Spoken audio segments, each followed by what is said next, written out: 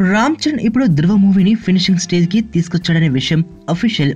ఒకే ఒక పాట తప్ప వేరే ఏమీ పెండింగ్ లేదు. నవంబర్లో ఆడియో, డిసెంబర్లో మూవీ రిలీజ్ అయిపోతున్నాయి కూడా. ఆ వెంటనే రామ్ చరణ్ సుకుమార్ కాంబినేషన్ లో ఓ మూవీ మొదలవుతుంది. అయితే మెగా పవర్ స్టార్ తో దర్శకుడు క్రిష్ కూడా ఓ మూవీ చేసేందుకు రంగం సిద్ధమవుతుందట. రీసెంట్ గా బడా నిర్మాత అశ్విని దత్ మెగాస్టార్ చిరంజీవిని కలిసిన సంగతి తెలిసిందే. చిరుతో ఈ నిర్మాత సినిమా చేరున్నాడనే వార్తలు వచ్చాయి.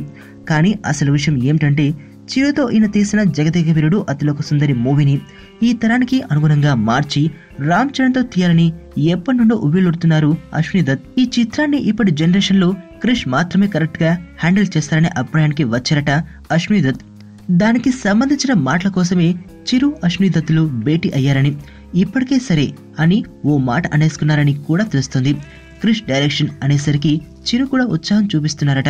రామ్ చరణ్ తో తీయబోయే మూవీకి జగదేక వీరుడు అనే టైటిల్ ని కూడా ఫైనల్ చేసుకున్నారు అశ్విని దత్. ఇప్పటికీ ఫిల్మ్ నగర్ లో వినిపిస్తున్న టాక్ ఏంటంటే, రామ్ చరణ్ తో క్రిష్ డైరెక్షన్ లో అశ్విని దత్ నిర్మాణంలో సినిమా ఖాయం. కాకపోతే అది జగదేక వీరుడు అతిలోక సుందరి రీమేకా కాదా అన్నది తేలాలి అనుకుంటున్నారు సినీ జనాలు. మరణం దేహానికే గాని ఆత్మకు కాదని భగవద్గీత చెప్తుంది.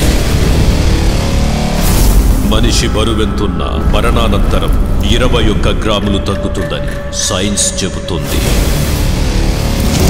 అంటే ఆ 21 గ్రామ్స్ బరువు